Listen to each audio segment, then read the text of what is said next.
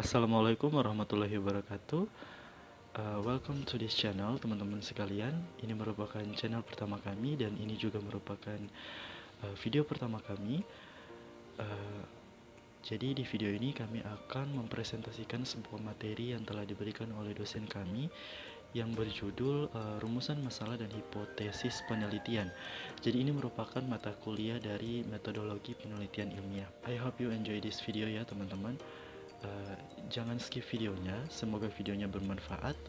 Dan jangan lupa like, subscribe, nyalakan lonceng notifikasi, dan share sebanyak-banyaknya video ini. Semoga video ini dapat membantu teman-teman sekalian yang sedang duduk di bangku kuliah.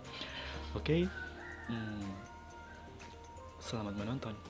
Oke teman-teman sekalian, sesuai dengan apa yang telah saya sampaikan di awal video, yakni kami akan mempresentasikan materi yang telah diberikan oleh dosen. Jadi dalam materi ini ada beberapa subbab. Nanti di subbab pertama ini akan saya menjelaskan, tapi nanti di subbab-subbab berikutnya akan dijelaskan oleh teman-teman yang sekelompok dengan saya. Oke, untuk materi yang akan saya bawakan yakni mengenai rumusan masalah kualitatif. Jadi rumusan masalah kualitatif. Nah, dalam penelitian kualitatif, penelitian kualitatif ini apa? Yakni penelitian yang lebih cenderung deskriptif. Jadi dia lebih mengutamakan analisis kalau dibandingkan dengan penelitian kuantitatif. Kuantitatif ini dia punya cakupan penelitiannya itu dia lebih luas daripada penelitian kualitatif. Jadi dalam penelitian kualitatif, peneliti menyatakan rumusan masalah, bukan sasaran penelitian. Mohon maaf teman-teman, saya melihat materinya ke sana karena di sana ada materinya. Jadi teman-teman, kita lanjut materinya, yaitu peneliti menyatakan rumusan masalah bukan sasaran penelitian, seperti hasil-hasil akhir yang ingin diperoleh dalam penelitian ataupun hipotesis-hipotesis. Jadi hipotesis-hipotesis ini apa? Yaitu dugaan sementara. Oke.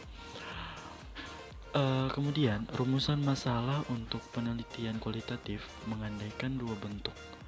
Satu, rumusan masalah utama, dan beberapa sub rumusan masalah yang spesifik gitu. Oke teman-teman sekalian, lanjut. Rumusan masalah utama menampakkan pertanyaan umum tentang konsep atau fenomena yang diteliti. Jadi rumusan masalah utama ini dia menimbulkan atau memaparkan pertanyaan-pertanyaan umum mengenai fenomena-fenomena yang akan diteliti oleh si peneliti. Selanjutnya ada beberapa cara yang bisa kita gunakan dalam menulis rumusan masalah atau pertanyaan umum dalam penelitian kualitatif. Jadi untuk poin pertama, yakni ajukanlah satu atau dua pertanyaan utama diikuti oleh 5 hingga 7 sub pertanyaan. Yang kedua, kaitkanlah pertanyaan utama dengan strategi penelitian kualitatif tertentu. Jadi pertanyaan utama itu harus kalian kaitkan dengan strategi apa yang kalian pakai dalam melakukan penelitian tersebut. Selanjutnya, awalilah rumusan masalah penelitian Anda dengan kata-kata apa atau bagaimana untuk menunjukkan keterbukaan penelitian Anda. Jadi harus pakai kata-kata apa, bagaimana. Misalnya saja, bagaimana hal ini bisa terjadi, begitu. Itu contoh sederhananya. Kemudian poin yang selanjutnya yakni poin keempat ya teman-teman. Fokuslah pada satu fenomena atau konsep utama. Suatu penelitian memang bisa berkembang dari waktu ke waktu. Jadi fokuslah pada satu fenomena. Untuk poin selanjutnya yaitu gunakanlah verba-verba eksploratif sesuai dengan jenis strategi kualitatif yang bisa diterapkan, yang Anda terapkan. Oke. Untuk poin yang terakhir, karena ini penelitian kualitatif, maka gunakanlah verba-verba eksploratoris, mohon maaf, eksploratoris, berupa kata-kata tidak langsung ketimbang kata-kata langsung. Jadi karena ini merupakan penelitian kualitatif, jadi gunakanlah kata-kata yang tidak langsung dibanding kata-kata yang langsung gitu. Seperti berdampak pada, mempengaruhi, menentukan, menyebabkan, menghubungkan gitu. Oke, jadi mohon maaf teman-teman, tadi saya keliru karena tadi itu bukan poin terakhir. Ada 3 poin lagi yang akan saya jelaskan, yakni poin selanjutnya, upayakan rumusan masalah Anda terus berkembang dan berubah selama penelitian berlangsung, namun tetap konsisten dengan asumsi-asumsi dasar rancangan penelitian tersebut. Jadi, kalian harus berupaya agar rumusan masalah yang kalian buat di awal penelitian itu akan terus berubah seiring dengan penelitian yang berlangsung. Tapi tetap konsisten dengan pendapat-pendapat dasar dari rancangan penelitian tersebut. Ceh!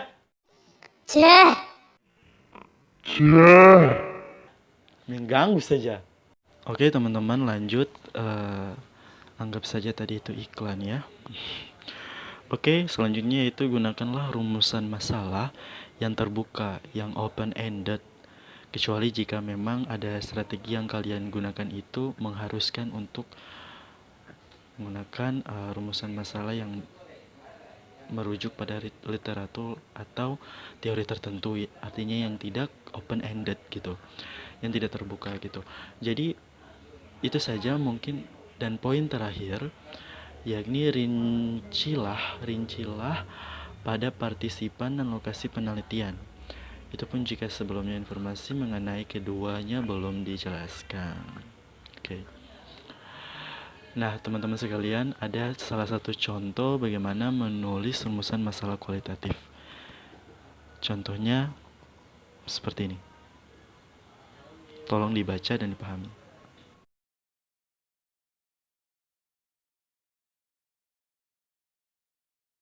Assalamualaikum warahmatullahi wabarakatuh. Baik, saya akan coba menjelaskan sedikit materi, yaitu di mana materi ini mengenai dua pembahasan, yaitu yang pertama rumusan masalah dan hipotesis penelitian kualitatif, dan yang kedua adalah model rumusan masalah dan hipotesis deskriptif. Baik, kita masuk ke pembahasan yang pertama, yaitu rumusan masalah dan hipotesis penelitian kualitatif. Dalam penelitian kualitatif, peneliti menyajikan masalah dan hipotesis penelitian. Dalam rumusan masalah ini biasanya berupa pertanyaan-pertanyaan tentang hubungan antara variabel-variabel yang akan dianalisis oleh peneliti. Selain rumusan masalah dan hipotesis, ada juga namanya susunan kualitatif, di mana susunan ini mengidentifikasi tujuan jangka panjang yang ingin dicapai. Susunan kualitatif ini banyak dijumpai dalam proposal permohonan dana. Dalam hipotesis ini ada dua bentuk yang digunakan, yaitu yang pertama hipotesis nol dan hipotesis alternatif. Hipotesis nol adalah mempresentasikan pendekatan tradisional, di mana ia membuat suatu prediksi yang menyatakan bahwa tidak ada satupun hubungan atau perbedaan antara kelompok yang ada dalam variabel penelitian tersebut. Sedangkan hipotesis alternatif yaitu suatu prediksi yang dibuat namun bentuk perbedaan-perbedaannya seperti lebih besar, lebih banyak, lebih lemah, dan lain sebagainya, atau tidak dirinci karena si peneliti ini tidak mengetahui apa yang diprediksi dan literatur-literatur sebelumnya ia tidak mengetahuinya. Kita masuk ke pembahasan yang kedua, yaitu model rumusan masalah dan hipotesis deskriptif.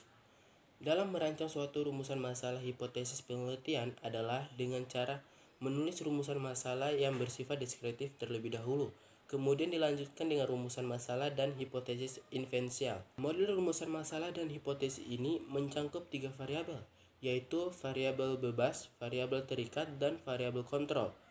Variabel bebas adalah variabel yang dapat diketahui besarnya oleh peneliti, dan variabel terikat adalah subjek yang diteliti. Sedangkan variabel kontrol adalah variabel terikat yang akan diamati tanpa pemberian variabel bebas. Mungkin itu saja yang bisa sampaikan.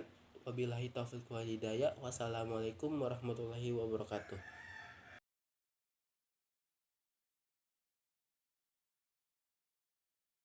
Bismillahirrahmanirrahim. Assalamualaikum warahmatullahi wabarakatuh.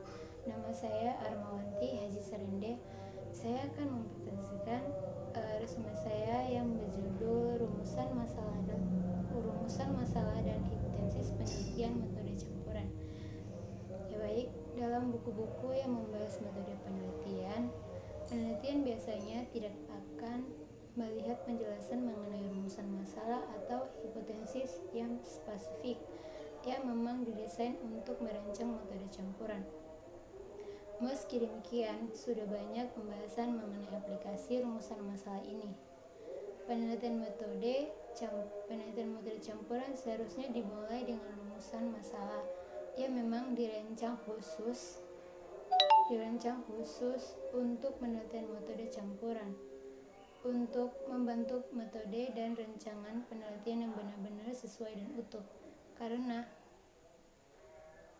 penelitian metode campuran seringkali bertumbuh pada salah satu dari dua desain penelitian yang lain, yaitu kuantitatif atau kualitatif. Maka kombinasi atas dua rancangan ini bisa jadi memberikan informasi yang berguna dalam membuat rumusan masalah dan hipotesis metode campuran. Oke, selanjutnya ringkasan. Rumusan masalah dan hipotesis berperan sebagai rambu-rambu bagi pembaca dan untuk mempersempit tujuan peneliti. Para peneliti kualitatif mengajukan setidaknya satu rumusan masalah utama di beberapa sub-rumusari masalah. Mereka harus mengawali rumusan masalahnya dengan kata-kata seperti bagaimana atau apakah dan menggunakan verba-verba eksploratoris seperti mengeksplorasi atau mendeskripsifikasi. Selain itu, mereka harus menyajikan rumusan masalah yang umum dan luas, memungkinkan mereka mengeksplorasi gagasan-gagasan. Partisipan mereka juga harus fokus pada satu fenomena utama yang diteliti. Rumusan masalah dalam penelitian kualitatif juga harus menyebutkan partisipan dan lokasi penelitian.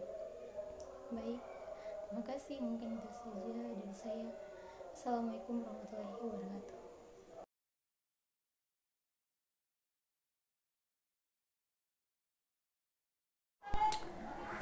Assalamualaikum warahmatullahi wabarakatuh.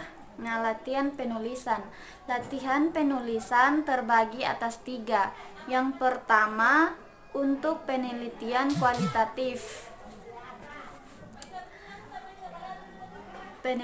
Penelitian kualitatif, tulislah salah satu atau 2 rumusan masalah utama yang kemudian diikuti oleh 5 atau 7 rumusan masalah.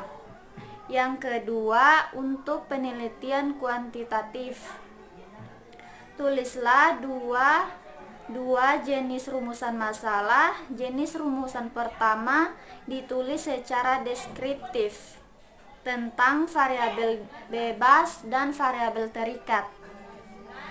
Dalam penelitian, jenis rumusan kedua ditulis secara inferensial yang menghubungkan atau membandingkan variabel bebas dan variabel terikat. Ikutilah metode yang disajikan dalam bab ini tentang pengombinasian rumusan masalah deskriptif dan rumusan masalah inferensial. Nah, yang ketiga, tulislah rumusan masalah metode campuran.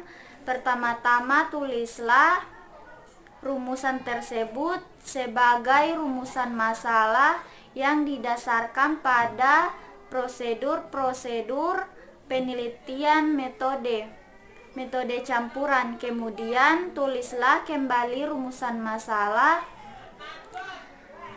tersebut berdasarkan pada isi penelitian. Berikan komentar tentang pendekatan mana yang paling tepat untuk Anda gunakan. Nah, selanjutnya bacaan tambahan. Bacaan tambahan terbagi atas 9.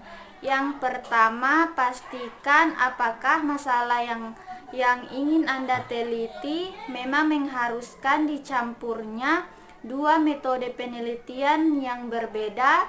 Yang kedua, pikirkan kemungkinan dan ketidakmungkinan dilaksanakannya penelitian metode campuran. Nah, yang ketiga, tulislah rumusan masalah kuantitatif dan rumusan masalah kualitatif. Yang keempat, tentukan jenis-jenis strategi pengumpulan data. Yang kelima, ukurlah bobot relatif dan strategi implementasi atas dua strategi kuantitatif dan kualitatif tersebut. Nah, yang keenam, sajikan model visualnya. Dan yang ketujuh, jelaskan bagaimana data akan dianalisis.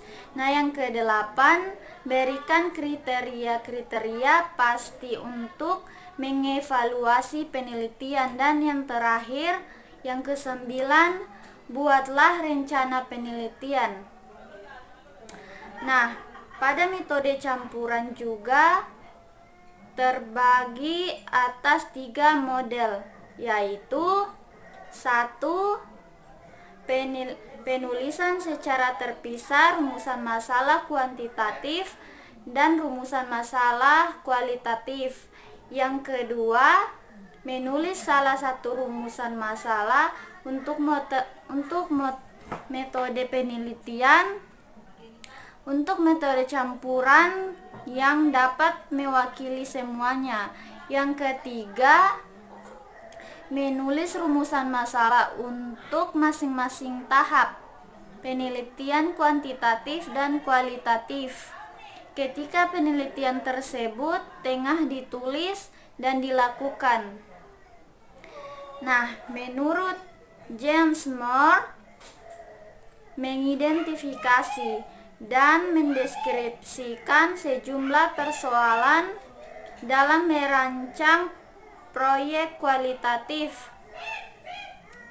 dan membandingkan beberapa strategi penelitian kuantitatif dan membuat kerangka atas jenis-jenis rumusan masalah yang digunakan.